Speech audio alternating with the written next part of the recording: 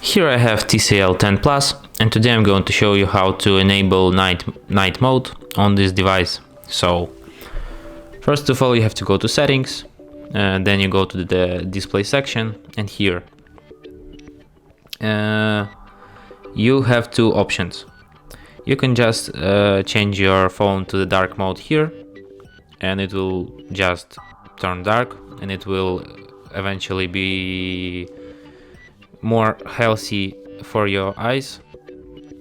Or if you are not agree with the dark mode, you can just go to the eye comfort mode. This is the actual night mode here.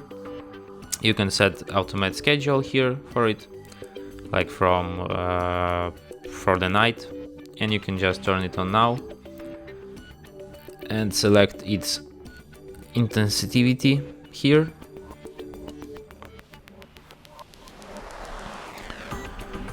And you can also switch this night mode here at the upper bar.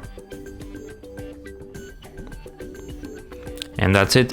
Thanks for watching. If you find this tutorial useful, don't forget to hit that like button and subscribe to our channel.